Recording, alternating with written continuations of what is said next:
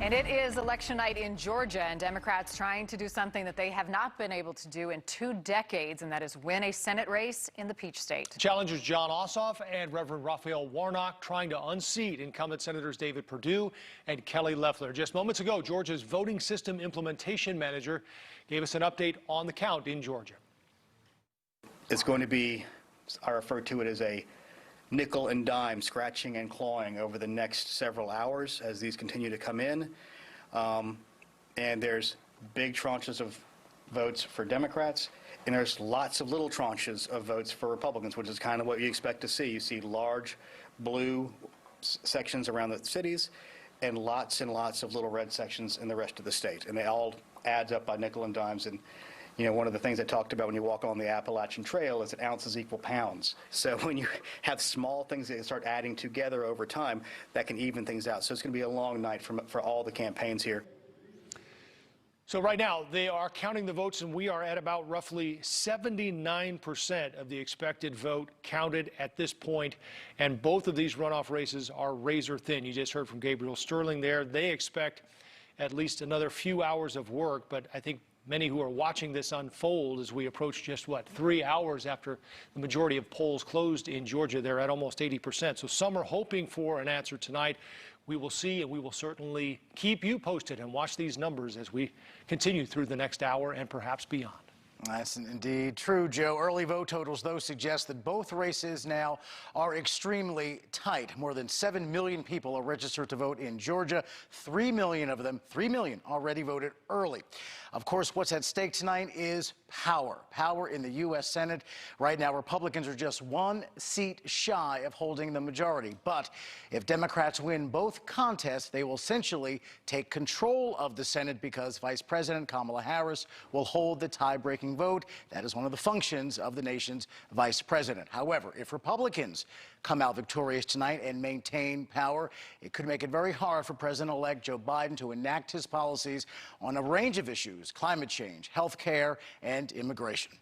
And election officials in Georgia reported very few problems today at the polls. A spokesperson for the Secretary of State's office said that wait times were minimal in all but 4 counties, which of course is good news. Let's take a look at the races now as they stand, starting with the race between incumbent David Perdue and Jon Ossoff. And you can see Perdue ahead by just a sliver. Right now we are just shy of 80% of the votes counted, and it's about 65,000 or so votes that separate the two. It is going to be a long night for all the campaigns, as the Georgia election officials said. Now to the Kelly Loeffler and Raphael Warnock race, and that is just as tight, in fact even more so. About 40,000 votes or so separate these two in the race at this hour. We kick off our coverage this hour with News Nation correspondent Michael Schur. He's live for us in Atlanta tonight. Michael?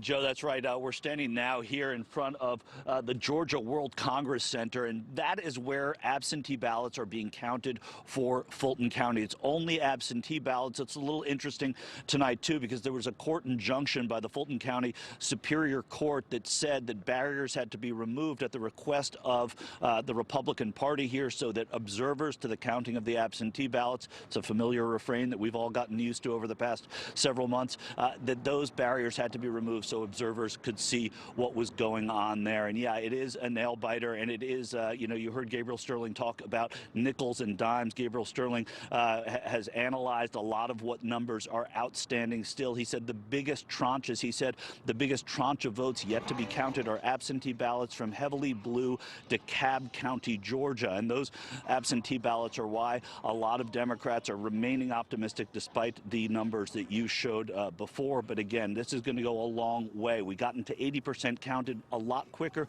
than officials and many observers here thought would happen. It's a little bit like when you send a photo or an email via text. It loads most of it, and then it takes a long time to get the rest out. Well, that's a little bit of what you're looking at here. We did, though, speak earlier today to Raphael Warnock and Kelly Loeffler, spoke last night about what this race meant to the state of Georgia. I know everybody in this crowd has already voted. Is that right? Look, the preacher knows when he's preaching to the choir. So So let me cut this sermon short. But I have a very important question for you. Are you ready to show America that Georgia's a red state?